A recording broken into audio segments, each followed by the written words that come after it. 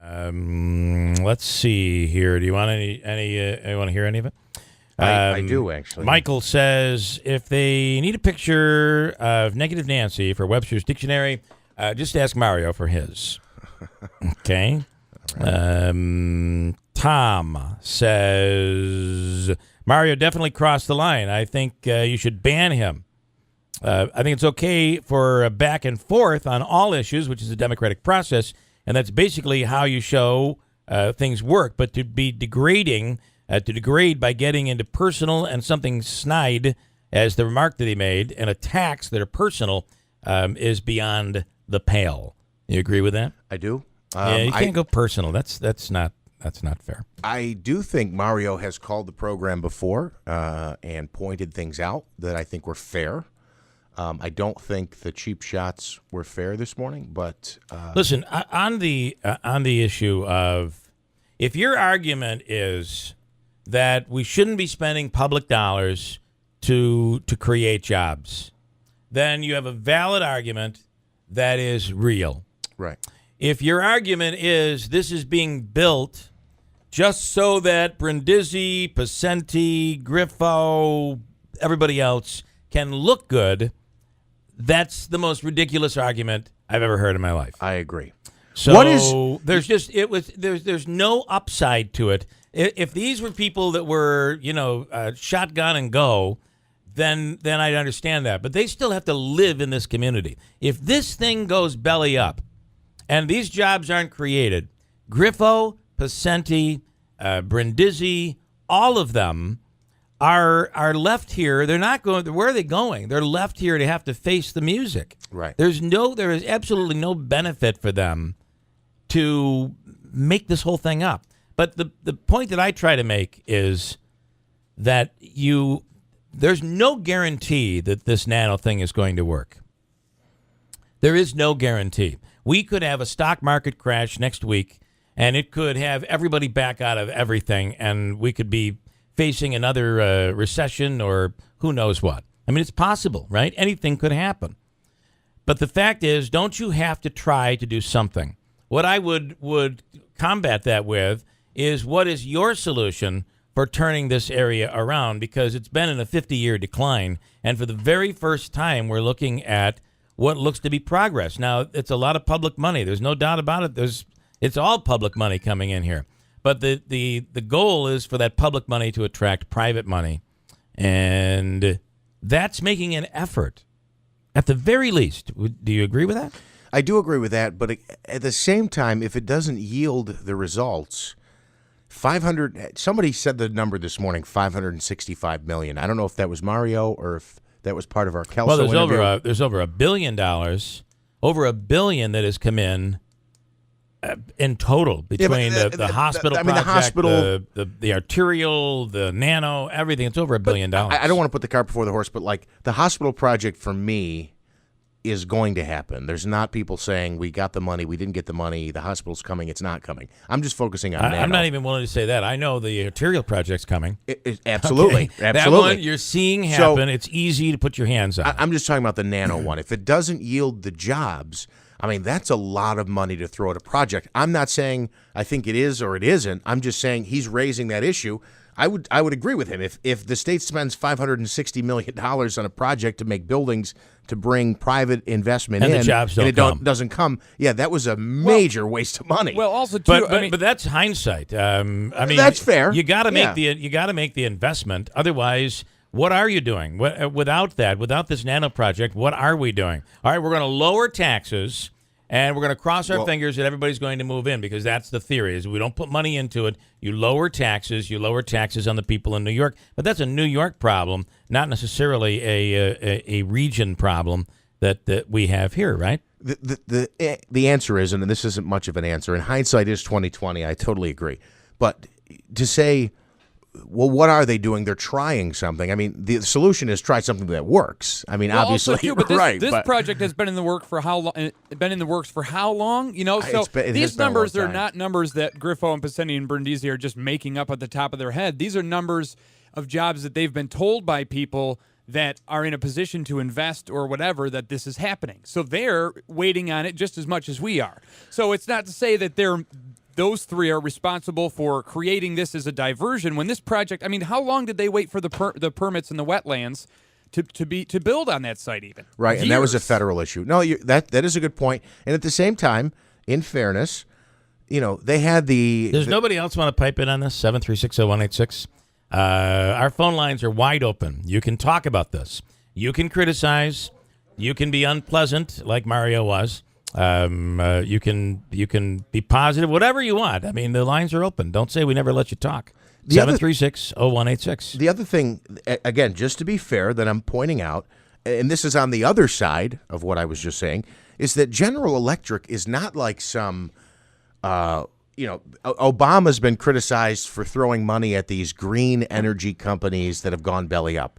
General Electric is not a startup that's just going to go belly up tomorrow. You know what I mean? So these businesses are putting their name out there, and... Well, their intentions could go belly up, though. I mean, they could decide not to move here. But it's not like the governor and our hold local... on, we'll take you in just a second. Hold on. It's not like the governor and our local officials are saying, there's this company called, Keeler Manufacturing that's going to come in, and nobody's ever heard of you. AMS, right. They had the AMS guy, though, the head of the company... True. But on a we've had video people say feed. that AMS doesn't have the funding that they say they have. I mean, we're only going to know once these jobs do come or they don't. That's right. when we'll really know. But what I'm saying is, if we're spending money to accomplish the goal, then so be it.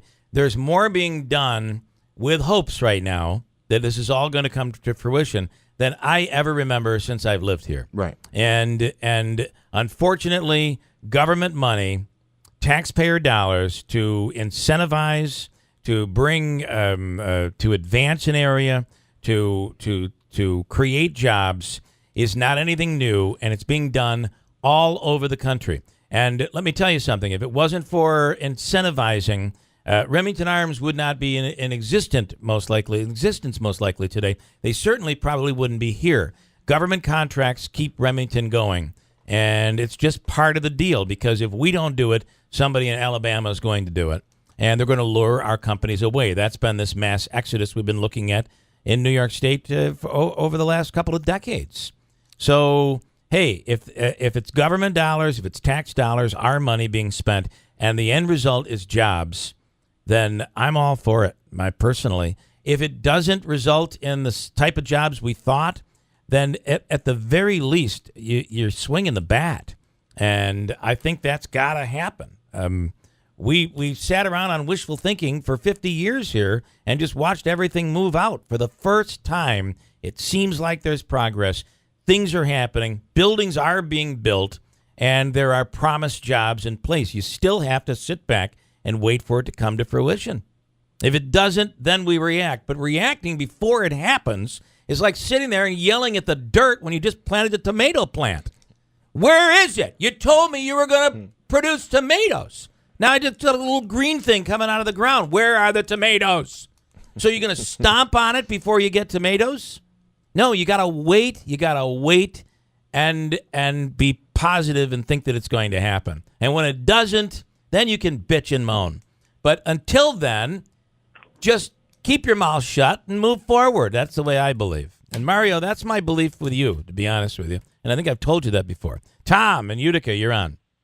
Just a comment from when you were talking about the cable company. Yeah. And the telephone. Oh, they do not have a landline. If they lose cable, they've lost their telephone. Correct. That's not a landline. A landline right. is a hard wire to the house. Yeah, we know that. We do know that. And I don't have, in my house, I don't have a landline. It's the IP, whatever they call it, right? It's an internet-based telephone service. And I miss the days of the landline, because when the power goes out, what happens to your phone? Right. Well, it's there if you want to pay for it. You're right. Yep. Although Verizon, you pay for, Verizon, Tom, is really trying to phase us all out of the landline. There is money coming into this city from outside. Yeah. These investors know more than we do, or they wouldn't be buying up property. I agree. Big buildings. Why are they building? Trouble with Utica, is they talk, and they talk the guy right out of town. They've done it before. Yeah. GM was here, they moved him out. You know? Yeah. A lot of investors that came here Yep. that were talked out of town. You're right on the issue. Like, look at these hotels popping up. Why are these hotels that do all this research, all these market studies, why are they investing here? They got to be seeing something. Yeah, they know more than we do. Yeah. All right, Tom. Thanks. Bye-bye. Sue in Utica. Good morning, Sue. Hi. I got to agree with you. I'm so tired of the naysayers in this area. I have a lifelong resident. I saw Utica in its heyday, and I've seen Utica now where it's gone down to 60,000 people. People have, so many children have left the area. You have to go visit your grandchildren. And come on, how long did it take Saratoga and the Albany area to get to be booming, like they say with the Nano? Right. I'm sure it didn't happen overnight. I'm sure they had to wait for those jobs to come in. Well, and I think there were still people questioning it, and the intent and the public dollars. There were people questioning that there. I'm not sure questioning the same way we have questioned, but at the end of the day, Sue, and somebody had written in here, they've been promising for 20 years. That's not true. This is new. This is the first time the promise, if you will, has actually resulted in real money that has been generated and pushed into this area. It's the first time I've seen it since I've lived here my whole life. It's the first time I've really seen it. So at the end of the day, we can complain in 3 years when nothing has happened, but right now it's in the middle of of construction. It's the wrong time to complain, don't you think? Oh, I totally agree. And the only thing that promises that were made and have been kept, you got to look back and say, when they says Griffith Air Force Base is moving, General Electric is moving, Bendix is moving, those promises they kept and people have left. Yeah, you're right. Now Those are It's like the weatherman saying it's going to rain. You know it's going to rain. When he says when the sun's going to shine, you're like, boy, I hope he's right. I hope he's right on this one. I'm just tired of it. Give this a chance, for God's sakes. Everybody wants Utica to be the way it used to be. It ain't going to happen. Yeah. It's going to be maybe better than what it used to be. Well, hopefully. let's hope that's the case. Sue, as always, thanks for the call.